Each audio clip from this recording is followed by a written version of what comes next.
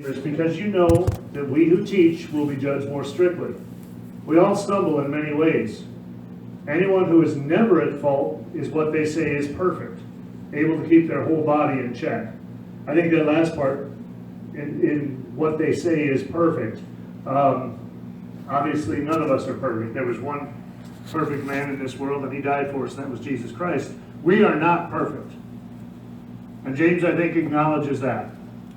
This first verse, I'll be honest with you, made me hesitate to become a pastor. That very first verse.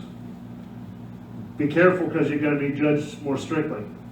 And I think that applies, as he says, to teachers. Preachers, yeah, but also teachers. You got a lot of power in that classroom. I've known kids that basically have hated education their whole life because of one elementary teacher they had. Just made them miserable, and they've never gotten over that. I've also met kids who have been lifted up and blessed in so many ways by that one special teacher. I remember my special teacher. She made me really miserable for a while. Her name was Sister Eileen, and I love Sister Eileen to death. But I had her in 4th grade, and my handwriting wasn't great. You kids get away with it like nobody's business now. But we had to do cursive, and she was one of those ones that had to be perfect. And I spent a lot of recesses on the blackboard writing over and over and over and over again. She made me write. I did not like Sister Eileen. I did not like Sister Eileen at all. I went to 5th grade. I had a non-nun teacher, 5th grade. Oh, she was cool. Everything was smooth. 6th grade, they switched Sister Eileen to 6th grade. I had her again. We got along a little bit better, but I still had that memory of writing for her. And then the next year they started a junior high, which they'd never had before. I thought, well, that'd be kind of neat. You get 3 different schools are coming together for a junior high. Guess who the principal was? Sister Eileen again. When I graduated from high school in Wisconsin, which was forever away from there, Sister Eileen sent me a card. Now looking back, she had a profound effect on me, and it wasn't something that I appreciated at the time, but I do now. But she was never harsh. She was strict, but she wasn't mean. It was never a personal attack. There was never anything from her that put me down. It was just, she was strict, and I didn't like being controlled that much. But the understanding here is that anyone who is never at fault, well, that's none of us. So we need to understand that this passage here talks about our sanctification. We're in process. God's not finished yet. So as we go into the rest of James' message, keep that in mind, that he understands that concept, that we're still working on this. This is a process. Okay? Now, James likes to use analogies a lot.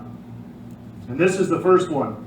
He uses 2 analogies, he pairs them up, and he does that several times. But in this one, starting in verse 3, he says, when we put bits into the mouths of horses to make them obey us, we can turn the whole animal. Or take ships for an example. Although they are so large and are driven by strong winds, they are steered by a very small rudder, wherever the pilot wants to go. Likewise, the tongue is a small part of the body, but it makes great boasts.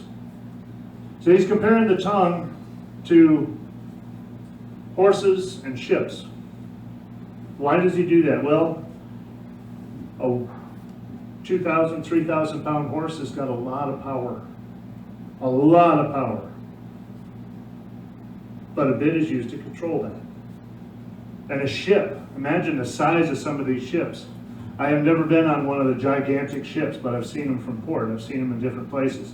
Remember when I was in Panama, I went out to watch ships go through the locks at the Panama Canal. It's an amazing thing to watch. These gigantic ships go through, and some of them only clear the sides by just a little bit. It's really narrow in some spots. And they go through this process of going through that little passage, and it's just an amazing thing to see the size of them. When we think about bits, think about this racehorse up here on top. Now the bit that he's got in his mouth is a snaffle bit. That's what they race in. I could hold that in my hand, and from here to here, including the rings, would probably cover an entire bit. A little tiny piece. It's not much. It's not, doesn't have a whole lot of pressure to them. Snaffle bits are pretty gentle for the most part, but they are a cue. And that horse willingly follows that cue, even though the rider up there probably weighs about 95 pounds. Jockeys are tiny little things, and they take these racehorses and can control them. And there's a cruise ship. Now you look at the size of that thing and the levels of it. I mean, that is absolutely gargantuanly large. All ships, ocean-going ships, are no different than smaller ships. Because in general, just in general, the rudder is 1/1000th the size of the ship that it controls. 1/1000th, that tiny little thing keeps it going through the storms and the waves and the winds that they have to come across. So just that little thing controls where that goes. And while the bit is a positive if you want to control the horse and the rudder is a positive if you want to control the ship, the tongue can be very negative because it can control your entire life. Such a tiny little thing. Tiny little muscle basically is what it is. Covered with about 1,000 taste buds, all that kind of stuff, but for the most part, it's pretty small. And yet it controls our whole body. It controls our life. If you think about it, when you go to the doctor, what's one of the first things he tells you to do? Open your mouth and stick your tongue out. Because if it's got white spots on it, you have an infection. If it's inflamed in the back, you've got something going on with your throat. If it's swollen, you might have sleep apnea. There's all sorts of things that go on. They look at the tongue, and that'll tell them a lot about your body. Well, James is going to talk about the tongue here and our speech. Now, the prevalence of speech in general, I saw this statistic I thought was kind of amazing. The average person will speak for about 1/5 of their life. About 1/5 of your life, you're actually saying things. So when he says it's an importance, well, of course it is. We spend a lot of our time saying things. I think a single day's words, just what you say in one day would fill up a 50-page book. And over a year, it would fill up 132 books of 200 pages each. That's how much we talk. Now, somebody who's really shy probably slides the scale this way, and somebody who talks a lot probably slides the scale this way. If you're a 7th grader in my English class, you're probably sliding the scale much higher. Okay. James 3, 5b through 6 then says, "Consider what a great forest is set on fire by a small spark. The tongue also is a fire, a world of evil among the parts of the body. It corrupts the whole body, sets the whole course of one's life on fire, and is itself set on fire by hell."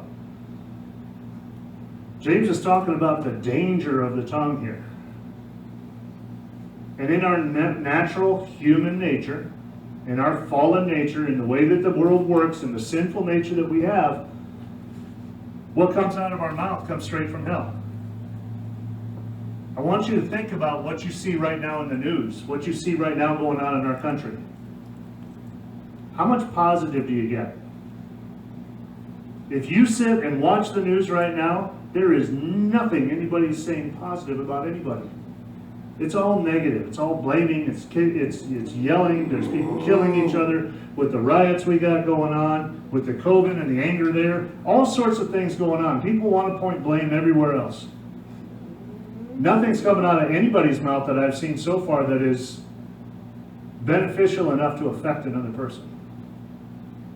That's a sad state of affairs for an entire country to be in that state right now. An entire country is in that condition. When he talks about fire, that's another analogy he's putting there. I got the statistics here from a fire. You may have heard of this. I'm a history guy, so obviously I'm going to talk about something historical. In October of 1871, there was a fire in Chicago. Now it was called the Great Chicago Fire. Now that fire was started when a cow kicked over a lantern. And they actually traced it back to a person named O'Leary. It was O'Leary's cow when they finally got back to where it all started. Now, from kicking over that lantern, in the end, 300 people died. 100,000 people were homeless. 17,500 buildings were destroyed, and it cost the city of Chicago $4 million. Now, $4 million in 1871 would be about $7 billion today. from a lantern being kicked over by a cow. Fire is one of those things that we are very careful about. It's very dangerous.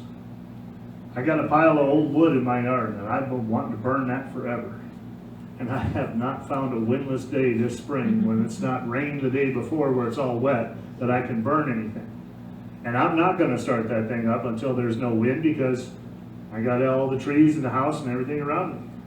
I'm careful about fire. I'm careful about burning things.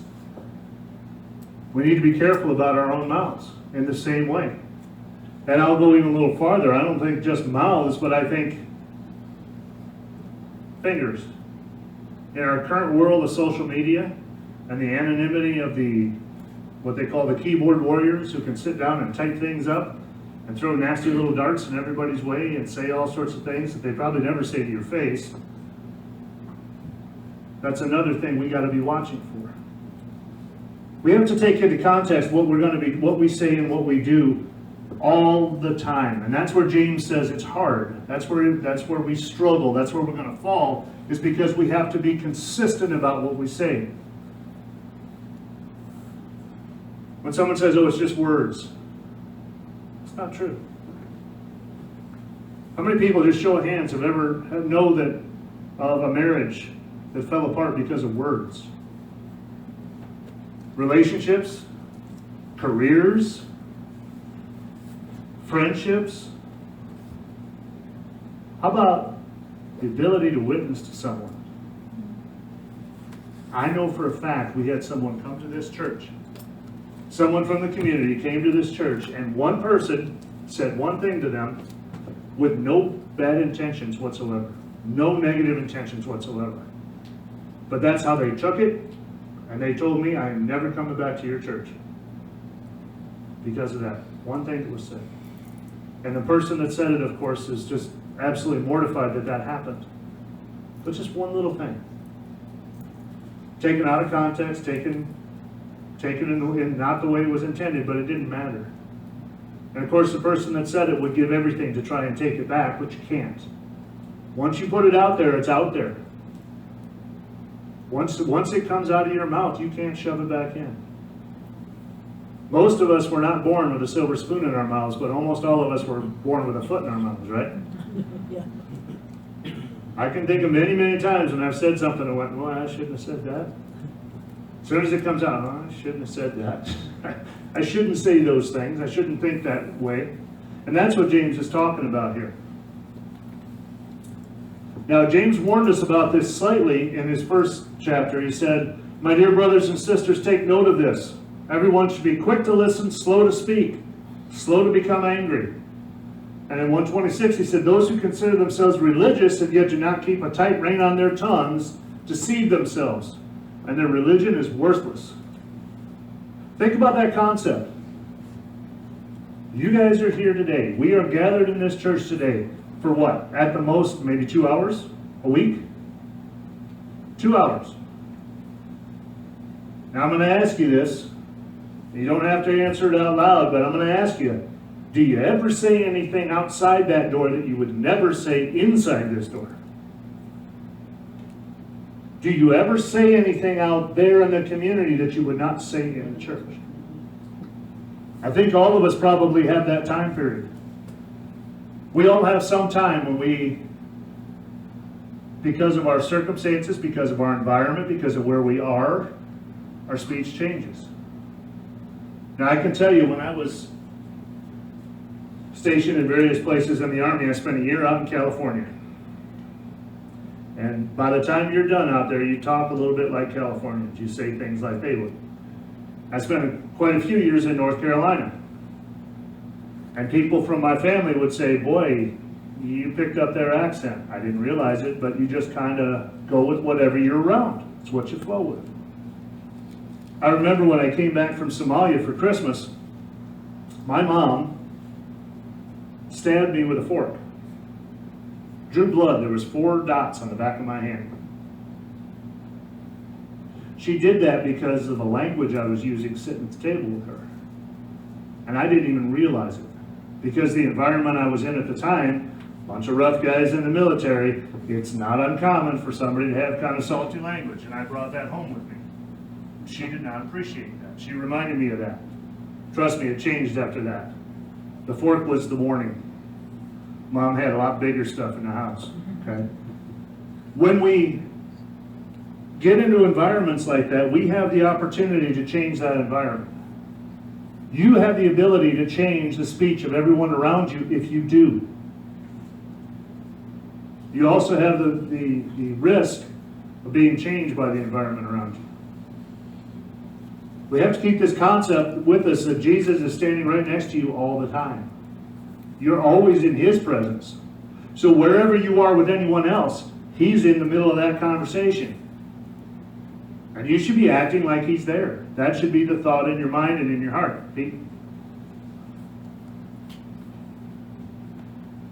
Luke 6:45, Jesus said, a good man brings good things out of the good stored up in his heart.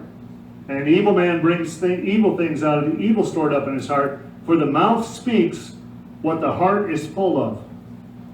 The mouth speaks what the heart is full of. That's where it flows out. That's where it comes out. That's where we're going to see it.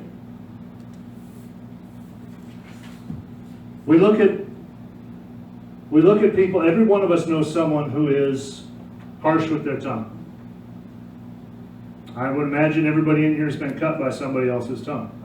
That happens.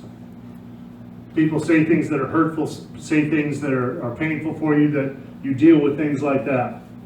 You have to remember, though, that that is what is in their heart. What comes out of their mouth is what's in their heart.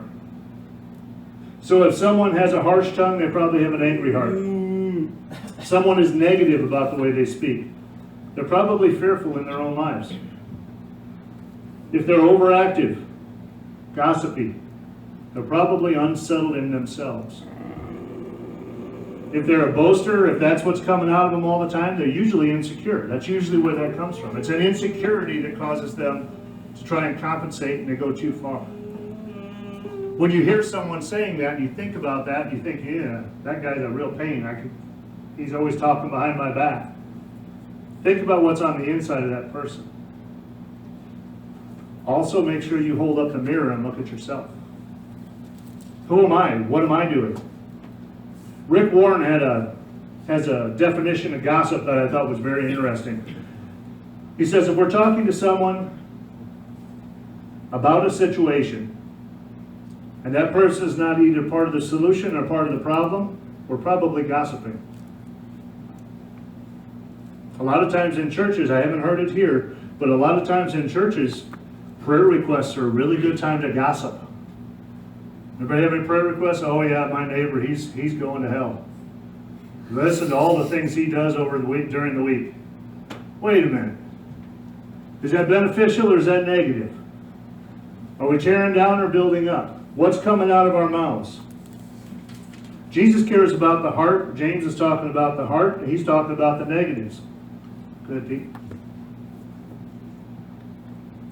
So going on, James 3:7 says, all kinds of animals, birds, reptiles, and sea creatures are being tamed and have been tamed by mankind. But no human being can tame the tongue. It's a restless evil full of deadly poison. Think about all the things that mankind has been able to tame and control.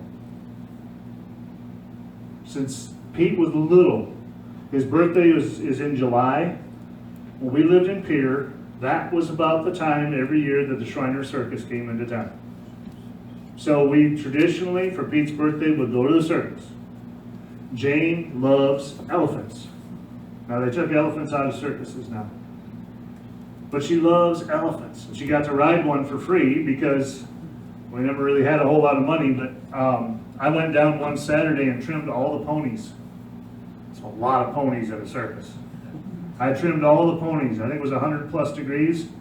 They were such sweet things I could sit on a folding chair and trim their feet. But I trimmed all the ponies, and then not only did they pay me for that, but they also gave Jane a ride on the elephant. Think about the size of that creature and what it could, if it wanted to, do to human beings. Think about Free Willy, the orcas, the whales that are trained by humans. I'm dating myself a little bit, but there was a TV show when I was a kid called Gentle Ben. It was a bear. Run into one in the wild, they're not the same as the one that's tamed. There are a lot of animals that we have been able to control, and yet we cannot control our own tongues. What a powerful thing the tongue must be if it trumps those things. And James even goes to the point is the tongue is a restless evil full of deadly poison. Well, the deadly poison that he talks about there in Greek, the word he uses is venom, like a snake's venom. There's a snake called the inland taipan, okay? So it's in Asia. There is enough venom in one bite of that snake to kill 100 people. In one bite. When he talks about deadly venom, think about your tongue as being that powerful. It's the potential for it to be that destructive. How many people grew up with their parents saying, if you have nothing good to say, say nothing at all? Everybody heard that at some point in time. That one kind of makes sense, doesn't it? How many of you have heard the saying, sticks and stones will break my bones, but words will never hurt me? Boy, is that full of bunk. Bones heal. Broken friendships might not. Those words can cut you a lot deeper than anything else. Words can ruin someone's life. The tongue is a powerful thing, and we have to remember that, and we have to be careful and watch ourselves so that what's coming out of us is beneficial, that we build up and not tear down. Pete. Continuing on, 9 through 12. With the tongue we praise our Lord and Father, just like we did this morning. We're in worship here. And with it we curse human beings who have been made in God's likeness. Out of the same mouth come praise and cursing. My brothers and sisters, this should not be. Can both fresh water and salt water flow from the same spring? My brothers and sisters, can a fig tree bear olives or a grapevine bear figs? Neither can a salt spring produce fresh water. In the Middle East, even to this day, springs are common. A lot of their water is going to come up out of the ground. It just comes up. And it can be one of two ways. It's either fresh water or salt water. There are saltwater springs where water coming out of the ground is salt water. Well, obviously that's nasty. Nobody's going to be drinking salt water coming out. But this is what he's talking about. You can't have both.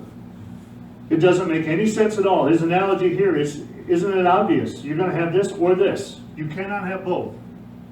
So if you're going to praise God with your tongue, there certainly better not be any cursing of any other human being. Because we're praising God for who He is, but God created each of us in His image. So every single person you're cursing, it's really no different than cursing God Himself. And when he says cursing here, he's not talking about swearing. He's talking about talking down about someone, hurting someone, putting them down. That's what he's talking about. Now, he softens this a little bit by saying, my brothers and sisters.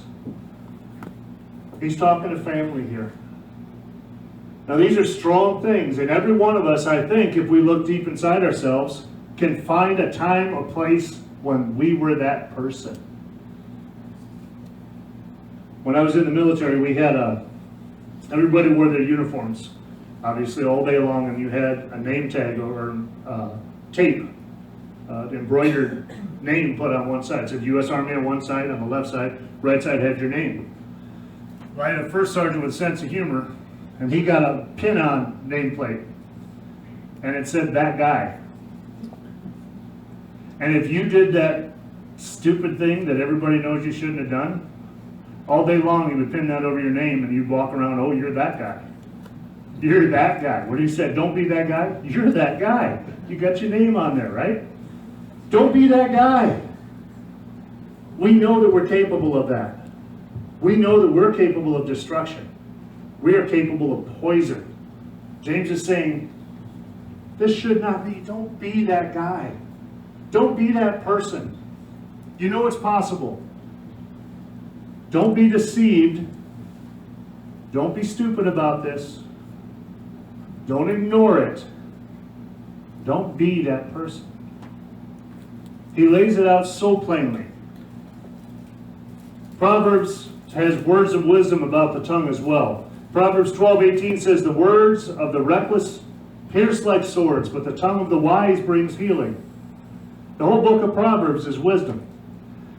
Proverbs 15:4 says, the soothing tongue is a tree of life, but a perverse tongue crushes the spirit. 17:27, the one who has knowledge uses words with restraint, and whoever has understanding is even-tempered.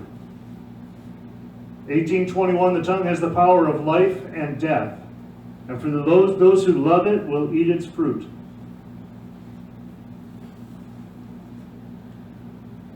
Anybody ever heard of somebody saying you're going to eat your words? What do you want it to taste like? What you put out is going to come back to you too. And the other thing I really like about Proverbs, it talks about someone, if you have wisdom, if you have knowledge, you're restrained in your words. You think before you speak. Anybody know anybody that doesn't have a filter? There's supposed to be God created a filter for us. It's between your brain and your mouth. It's somewhere inside here. It's supposed to slow things down and filter what's coming out of your mouth. Some of us either need to change the filter, replace the filter, or put one in because it's missing. Okay? And that's what this is talking about. If you have knowledge, you use words with restraint, and if you have understanding, you are even-tempered. Every time that I have spoken and wanted to put my words back in my mouth, it's either been in anger, annoyance, frustration, or self-pity. Somebody says something to me and I feel like I have to defend myself. And I don't. Let them say what they want to say. I don't need to defend myself. I don't need to justify myself. God's the only one that matters. And yet I know these things, but I have to work at doing what I know. That's the challenge. Remember earlier in 1, James said, faith without works. This is what he's talking about. Yeah, I know it, but are you doing it? And one of the things he's most concerned about is our speech. And there's a reason for that.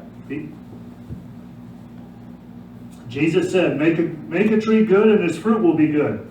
Or make a tree bad and its fruit will be bad, for a tree is recognizable by its fruit. By what happens with that faith. You brood of vipers, how can you who are evil say anything good? For the mouth speaks what the heart is full of. Jesus was talking to the Pharisees at this point in time. But he could have been talking to each and every one of us. Jesus says, what your heart is, I hear. It comes out of you. So no matter what you think, no matter how you think you're acting, if your words don't match your belief, if your words don't match your faith, if your words don't match what your life should be, you need to change the words. Because the rest of it's a lie. If your words do not mirror what your heart is, it's because you're lying about what your heart is. We need to change the way we speak to people. James 3:13 says, who is wise and understanding among you? Let them show it by their good life, by deeds done in humility that comes from wisdom. Humility that comes from wisdom. What is that? Well, humility, obviously, we know, is simply saying, I'm not better than everybody else. I'm not better than God. I'm not putting myself above everyone else. Well, where are we supposed to get humility like that? We get it from wisdom. We get it from learned behavior. You know, they said wisdom comes from experience, and experience comes from bad experiences. You learn best from a bad experience. You learn better from a failure than you do from a success. Well, that's true. But as we walk in faith, as we get deeper and deeper into our faith, we should be getting better at these things. We should be better at watching what we say. We should be better at controlling what we say. Now, I have a little story I'm going to read here, and I read this in 3 different places from 3 different people, and it's something that's obviously put out by a company that does this stuff for a living. So I'm just going to I'm going to read it to you. It's a story, it's a little bit long, but it's a story about the young man that they just called Johnny in the story. Johnny attended a business training that was conducted by Ken Blanchard and Barbara Glanz that was given to 3,000 frontline workers at grocery stores and retail outlets across the country. They talked about the power of words and how what you say really does make a difference in people's lives. Now, Ken Blanchard is a very famous motivational speaker. Blanchard and Associates is a huge group, and it goes all over the place. I've been to Blanchard conferences before when I was in law enforcement. Very popular, very expensive, make a lot of money off of it. They're probably the ones that are keeping this story going. But they go and they spoke about how important your words are in what you do, no matter who you make contact with. So after this, a month later, Barbara Glanz, said she got a call from a guy named Johnny who was at the training. Johnny told her, I'm 19 years old. I have Down syndrome. I work as a bagger at the grocery store. I went back to the store and I didn't know how to apply the statements you talked about. I liked your talk, but I didn't know what to do with it. I went home and talked with my dad and got an idea. My dad and I sat down at the computer, and every day we came up with a statement that is affirming of people, that's encouraging. If I can't find one in a little quote book, I'll make it up. We'll type it up 6 different times on the computer. I print off 50 sheets and cut all of them. So in the end, he has 300 copies of this little quote. Okay? Just a little slip of paper in the end. Then every night, Johnny signs every single one of them. Not only does he make this little statement, but he puts his name on. Okay, so now he's got 300 slips of paper with an affirming, positive statement for people, and he puts his name on. The next day at the grocery store, he puts a stack of these papers right by where he bags the groceries. He gets everyone's groceries bagged up, and on the last sack, he puts the quote of the day, the encouraging word inside. And then he makes sure he looks everybody in the eye and says, I put something very special in this sack. I hope it will brighten your day. Looks every single person in the eye. That means a lot right there. He'll carry the bags out to the car, help them load it up, and he does it every single day. Think about that. Every single day he signs his name that many times on all those little slips. He looks every single person that he bags groceries for in the eye.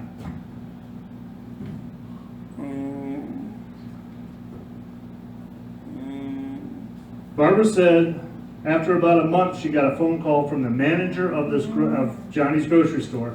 And he said, Barbara, I can't believe it. Something really amazing is beginning to happen. I was walking around the store and I noticed that while we had lots of checkers at the checkout line, there was no one there but maybe 1 or 2 people. The line where Johnny was bagging went all the way back to the frozen food section. He said, I would tell them over the intercom that there were other lines you could move to. We would walk down the line and tell people there were other lines open. People would just look at us and say, no, we'll wait because we want Johnny's encouraging word for the day. One woman came by and grabbed the supervisor. She said, I used to only come to the grocery store once a week or once every other week. Now I come almost every day. I buy something just so I can get Johnny's encouraging word of the day. How hungry are people to hear something positive from every one of us? What a difference it makes. You can go to the grocery store. You can go to the Civics down here. You can go any place where there are people and hold the door open and smile at them and say, good morning. And their face will light up. As human beings, we are starving for something positive right now. With what's going on in the world especially, we are starving for human contact that is positive, a positive exchange of words and ideas and thoughts about each other. People are starving for that. And Johnny started this. Now, about a month later, the store manager called this Barbara and said it's changing our entire culture of the store. He said even in the floral department, when a flower was broken, they used to just throw it away. Now they walk out into the lines on their own initiative, And they pin it on to elderly women or young girls just to brighten somebody's day. All that tells me is that it's contagious. If you start it, if you start that positive movement, others will pick it up. And it doesn't matter who you are. It doesn't matter whether you're a supervisor or the guy bagging the groceries. It doesn't matter what your rank is or what your title is, how old you are. I know in our elementary school, I think it's down by Susie's room in that hallway, there's a little thing on the board, there's an acrostic on the wall. And it says, be careful what you say. It's something that we talk about a lot in school with kids, is bullying. And that's usually a verbal thing. People think of bullying as the guy that sits on top of you and gives you a noogie. That's not the bullying that's the damaging one. The bullying is, because the teachers can see that from a distance and stop it. We can see hands-on stuff and stop it. That's easy. But we don't get to hear everything that's said. We don't get to see those conversations in the hallway or on the playground. We may not be right on the spot seeing those things. So we try and teach the kids, watch what you say, you're hurting people. If you don't want someone to do it to you, don't do it to anybody else. That little acrostic just says, think on it. Is what you're going to say true? Is what you're going to say helpful? Is it inspiring? Is it necessary? And is it kind? If it's not those 5 things, it doesn't need to come out of your mouth. There's no reason for those things. We try and teach that to children, but as adults, I think sometimes we forget the lessons we learned as kids. It's easy for that to happen to us. Pete? Go ahead, keep going. That was just a reminder to tell you that story. 2 Corinthians 5:17 says, therefore, if anyone is in Christ, the new creation has come, the old is gone, the new is here. What that means is, if our sinful nature is the course, if that's the source of our tongue, if our speech is coming from hell, if it is an evil thing, we are not meant to be that anymore as followers of Jesus Christ, because we are a new creation. We're something brand new. Because we have the wisdom of Jesus, we have the wisdom of God laid out before us, we know these things to be true. We know these things to be facts. We know the absolute truth because of Jesus Christ. So if we know the absolute truth and we are a new creation, it should sound like we're a new creation. That's important. Ephesians 5:4 says, nor should there be obscenity, foolish talk, or coarse joking, which are out of place, but rather thanksgiving. That's what should come out of our mouth. Thanksgiving. I'm alive today. I was able to open my eyes and take a breath and get up and see my wife and my children and see a picture of my grandson. I was able to eat breakfast. I was able to read the Word. I was able to write a sermon today. I was able to come to church. I was able to worship with everyone today. I was able to walk in here this morning and get a hug from Jackie. Now right there, just for today, I should be able to be thankful for the entire week, just for that. But guess what? I'm going to wake up tomorrow, and I'm going to take a breath, and I'm going to see my wife, and I'm going to see my kids. And I'm going to see all the positives in my life. And I'm going to go to the post office, and I'm going to have a nice conversation with Mary Lou, because she's going to have the part for my pickup. And then in thankfulness, I'm going to take the part for my pickup, and I'm going to go to Della Rosa's, who've been storing that pickup ever since it died at the end of their driveway. And probably if Rio's around, he'll continue to help me put it back together. And that one tiny little piece, seriously, it's a wire about this big, that I had to order online because parts stores can't get it because it's only aftermarket. I'm going to put that one little wire in there, and please, Lord, the injector will work fine and the truck will run again, and I'll be able to praise God for that. Josh was offering me a chainsaw. Last night, that storm came down, blew a tree over. That tree is probably 40 feet wide and about 50 feet tall. It's located right between the house and the garage, and the branches touched both. And it fell away from both into open space. Didn't fall on the air conditioner, didn't fall on the other trees. It just went all by itself. Great, big, beautiful pine tree with all sorts of new growth on it. Popped out by the roots and fell and missed the house. I got a lot to be thankful for. I'm sad about the tree. I'm a lot more thankful it didn't go into the house or land on something else that could have hurt something else. But we don't have a hole in the roof right now that I'm worried about. I'm missing some shingles, but the roof is there. There are so many things for us to be thankful for, but it depends upon what's in your heart. If you fill your heart with it, if you look at the world through that lens of thankfulness, if you look at things looking for positive, you will see it, you will find it. And when that happens, out of your heart, positive speech will come out. As followers of Christ, we should be the children of thankfulness. That's what people should see. I'm not saying we should all walk around like we're medicated or something, but I'm saying we should walk around with a positive attitude. And that's what people should hear from us. People should want to see you coming because they know that you care and they know that you're going to say something that they want to hear. Something positive. Let other people be negative. Step away from it and be positive. Be a positive effect on the world. Luke 6:8 says, bless those who curse you. Pray for those who mistreat you. That's what Jesus said, bless those who curse you.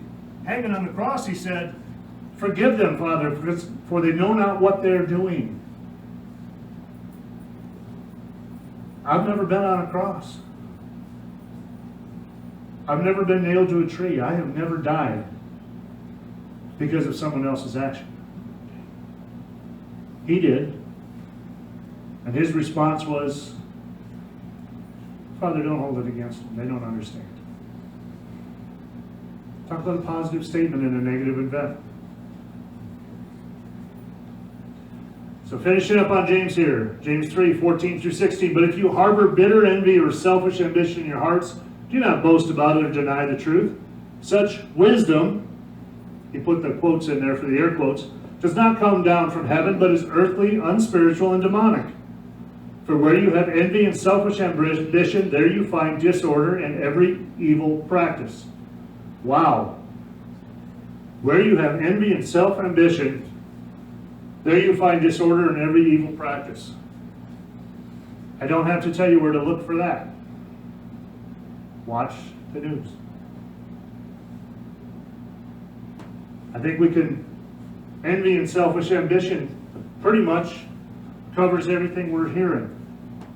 And we're hearing it from everyone from leaders to followers.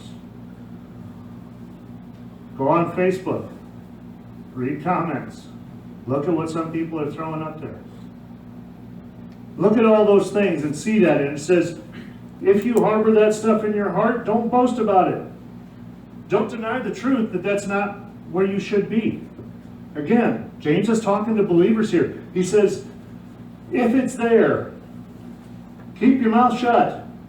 Don't boast about it. Don't talk about that.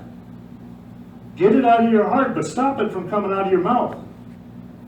Because that kind of stuff coming out of your mouth is not from heaven. That's from hell. That's evil. Stop it. If it's in your head, stop it before it comes out of your mouth. Eventually change what's in your heart, but to start with, stop what's coming out of your mouth.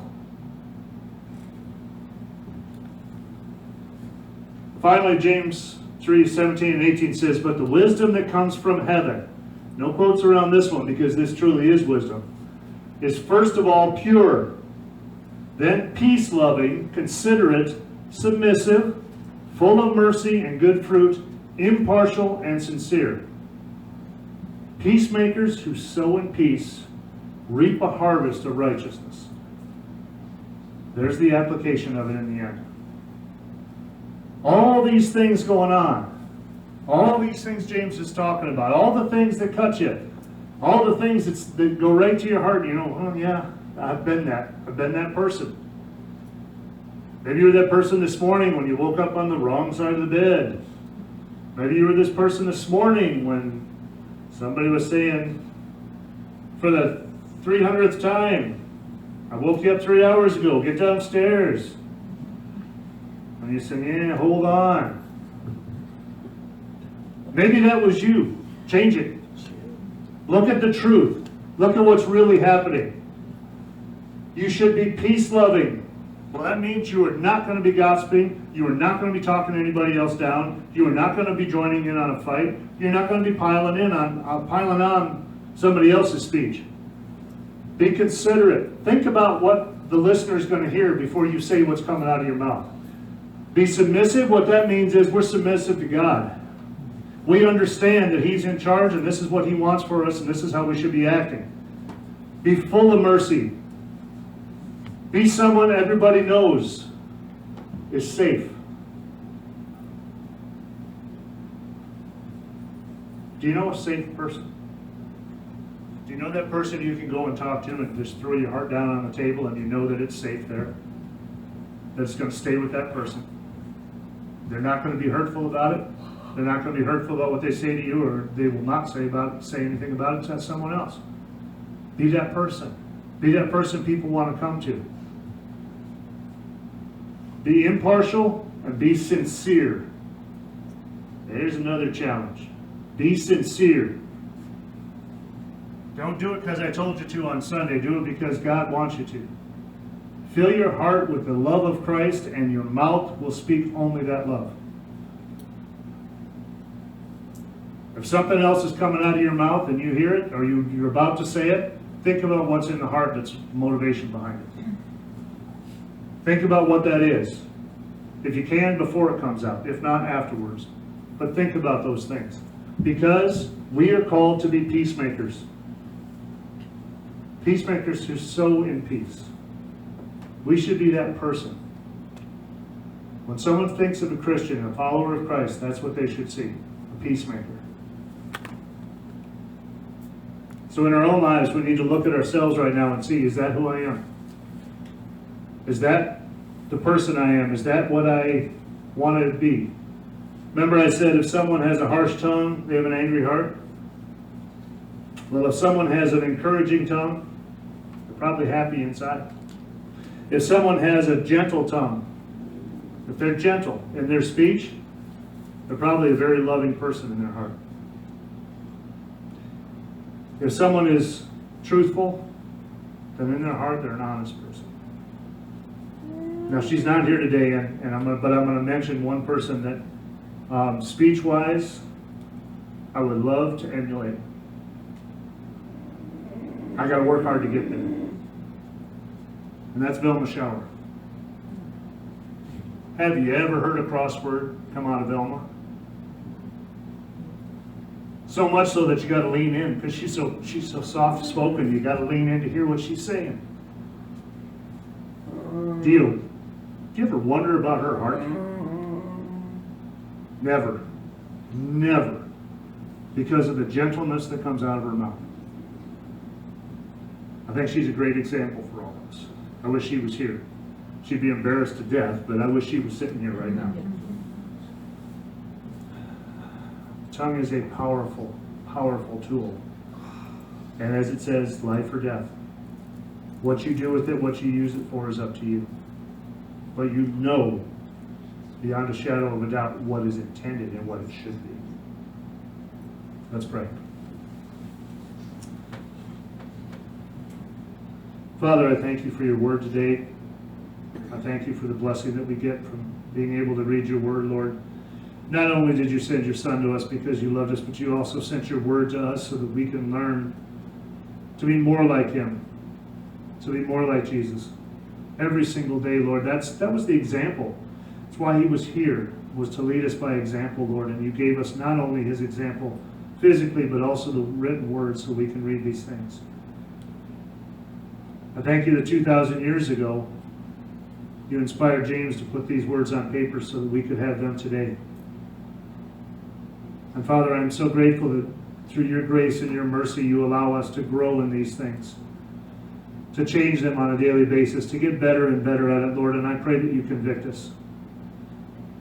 If you hear us spouting this evil, convict us. Father, help us to stop this element that could be in all of us. Help us to stop the negativity, the negative thoughts. Purify our hearts, Lord, so that only pure things come out of our mouths, so that only joy is in our eyes. Father, we know you love us, and we know you intend for us to love each other. Help us, Lord, as we work closer and closer to you, to become who you really want us to be. And Father, as we go about our week until we meet again, just put your hand on everyone. Bless everyone here. Bless everyone who's listening. Bless everyone who's not here for whatever reason, Lord.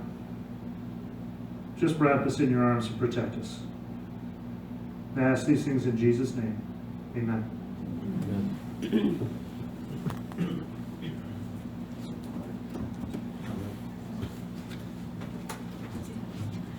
338. Would you please stand and turn to 338?